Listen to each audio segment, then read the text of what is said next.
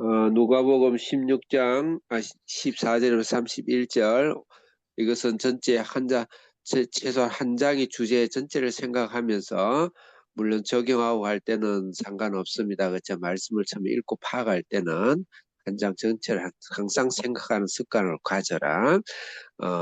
어제 말씀이 기억이 나죠? 불의한 재물로 친구를 사귀라. 이 땅에 있는 모든 것은 다 불의한 재물로 보는 겁니다. 그렇다고 무시하라는 것이 아니고 영원한 천국의 삶을 살기 위한 과정으로 우리가 봐야 된다는 것이죠. 어떻게 살아야 되느냐? 그것과 연결해서 이 땅에서 불의한 재물, 이 땅에서 돈과 관계된 이 모든 이 땅의 삶의 여정 가운데서 우리가 어떻게 살아야 되는가를 두 번째로 나사로와 부자를 통해서 가르쳐 주고 있는 겁니다. 동일한 주제는 동일합니다. 그 14절부터 15절, 16절에 18절은 그 바리새인에 대해서 먼저 짚고 넘어가는 이야기인데 14절 같이 크게 읽겠습니다. 시작. 바리새인들은 돈을 좋아하는 자들이라 이 모든 것을 듣고 비웃거늘. 예, 지금 주제를 좁혔죠. 16장에서 돈에 대한, 재물에 대한 특히 가르침으로 1차적으로 받아야 됩니다. 근데 바리새인들은 말씀을, 말씀을 사랑하는 사람들이고, 여기에 서기관들 있고 한데, 말씀을 더 사랑해야 되는데, 돈을 사랑하더라. 15절 읽겠습니다. 시작. 예수께서 이르시되 너희는 사람 앞에서 스스로 옳다는 자들이나 너희 마음을 하나님께서 아시나니 사람 중에 높음을 받는 그것은 하나님 앞에 미움을 받는 것이니라. 네, 스스로 옳다라는 옳은 것은 하나님만 옳으셔요. 말씀만 옳은 거예요. 근데 말씀을 가지고 옳은 기준으로 찾지 않고 자기가 돈을 좋아하기 때문에 돈을 좋아하는데 말씀을 적용함으로써 옳음을 판단하는 사람이다. 이렇게 볼 수가 있습니다. 두 번째로는 사람이 높임을 받는다. 자기가 높임을 받기 위해서 말씀을 사용하고 이용하는 그런 자들이다. 이렇게 볼 수가 있죠. 저를 포함해서 목사들이 참 조심해야 되는 말씀이고 신앙의 연륜이 오래일수록 조심해야 되는 말씀이다. 그 다음에 16절 읽겠습니다. 시작. 율법과 선지자는 요한의 때까지요 그 후부터는 하나님 나라의 복음이 전파되어 사람마다 그리로 침입하느니라. 율법과 선지자는 거의 관용구적인 용어인데 구약을 말하는 겁니다. 구약은 요한의 때까지요. 요한의 때까지요. 구약은 요한의 때 것인데 그 구약의 목적이 그 후로는 하나님 나라의 복음, 이건 예수님이 말하는 것이죠.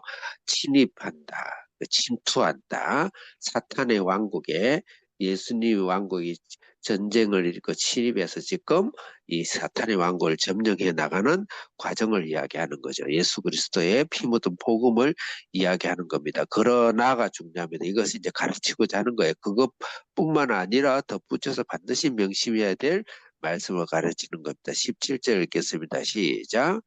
그러나 율법의 한 획이 떨어짐보다 천지가 없어짐이 쉬우리라. 그럼에도 불구하고 율법과 선지의 말씀을 예수님으로서 완성해서 예수님이 다 우리의 죄를 사해 주셨지만 그 율법에서 말씀하셔서 말씀을 우리가 실제 성화의 과정에서 실천하고 하나님의 성화의 구원을 위해서 노력해야 된다. 그런 차원에서 율법의 한 획도 없어지지 않는 것입니다. 그렇지만 예수 그리스도의 구원에 대해서는 율법은 이미 사명을 다했어요. 몽학 선생으로. 그렇지만 하나님의 거룩함을 닮아가는 성화의 과정에서는 동일하게 말씀이 율법이 우리 속에서 작용해야 된다는 것입니다. 18절 읽겠습니다. 시작. 무릇 자기 아내를 어디죠? 네, 18절 시작. 무릇 자기 아내를 버리고 다른 데 장가드는 자도 간음함이요 무릇 버림당한 여자에게 장가드는 자도 간음함이니라. 네, 이게 갑작스레 엉뚱한 또 말씀이 나왔어요. 갑작스럽게. 그럴 때 항상 문맥을 깊이 생각해야 돼요.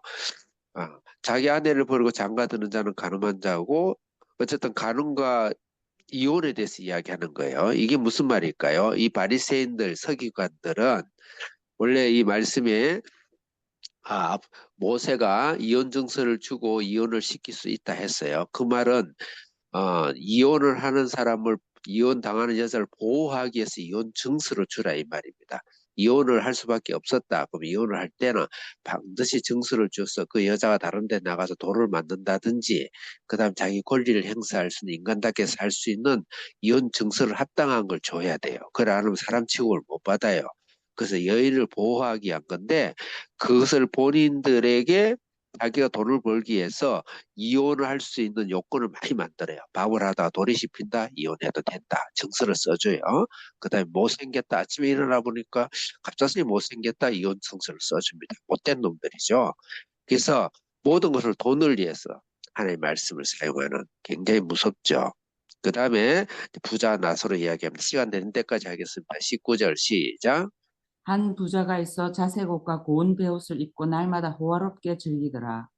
네, 여기서 부자는 이름이 없어요. 근데 부자의 특징을 보세요. 자색 옷을 입었죠. 그 당시 이 옷감은 이게 황제가 입는 옷이에요. 어느 또 할 일 없는 사람이 연구를 해봤는가 봐요. 그러니까 조개를 12,000개를 뽑아야 이 자색 옷 한 벌을 만든대요. 이 돈은 금의 정확한 2배 가격이랍니다. 무게. 그러면은 이 자색 옷의 무게를 금의 2배는 그 당시에 어마어마하죠. 그 다음에 배옷을 입는데 이건 3배옷입니다. 고운 배옷은 못입니다. 우리 대한민국이 우리나라가 성경에 참 가까운 나라예요. 그래서 굉장히 자기 의문스러움이 많습니다. 우리나라 이게 도대체 어디서 왔는가? 예, 그 아주 고운 배옷, 삼배옷보다 고운 게 못이죠. 이거는 제사장, 대제사장이 입는 거예요. 그 다음에 왕족이 입는 거예요.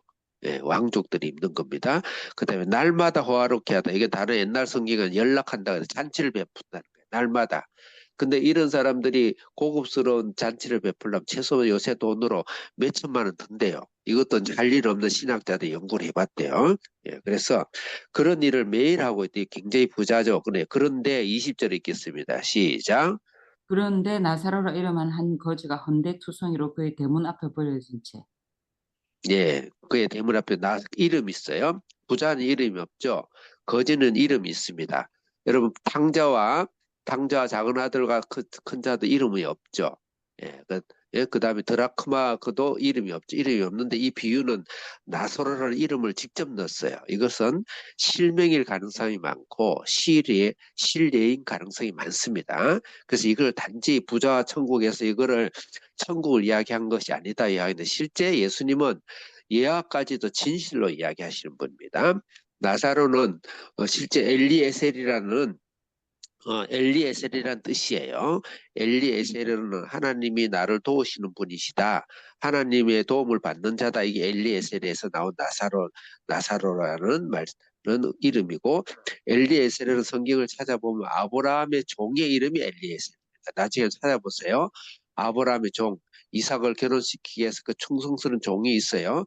종이 엘리에셀입니다. 근데 오늘 아브라함의 이야기가 나오고 나사로 이야기가 나오는데 이건 굉장히 의미가 있는 것이죠. 대문 앞에 버려진 채 버려졌어요. 대문 앞에. 이거 봤을 때는 27절과 24절도 이 아브라함, 이 부자가 지옥에 들어가서 나사로를 보내라 그래. 2번이라 그래. 이거 봤을 땐 분명히 이 부자의 종이었을 것이다. 내지는 부자의 청직일 것이다. 부자한테서 일을 하는 사람이었는데 병이 드니까 내버리지 않겠는가라고 충분히 의문스럽게 생각할 수가 있죠. 헌데투성이 병이 든 것이죠. 부자의 상에 떨어지는 이건 개들이 먹는 건데 그걸로 먹을래 했는데 그것도 못 먹어서 죽게 된 거예요. 그래서 여기서 뭐냐 우리가 이 땅에서 복음으로 생명을 해서 복음을 전하지만 동시에 우리 안에서 이 땅에 살아가는 수없는 사람이 재정적으로 고통을 받고 물질적으로 고통을 받고 가정적으로 고통을 받고 자녀 때문에 고통을 받고 자녀들이 공부를 못하고 비행과 이 세상에서 상처받는 자녀들의 고통을 우리가 아우르고 가는 그 사명까지 다 하는 것이 이 땅의 삶이다. 이 땅의 물질적인 삶에 대해서 이 땅의 물질관을 이야기하는 것입니다. 그렇지 않을 때는 그렇지만은 이 나사로 이름을 부른 거 봐서 나사로는 분명히 예수님을 믿은 사람이다. 이렇게 볼 수가 있습니다. 시간상 22절 읽겠습니다. 22절 시작.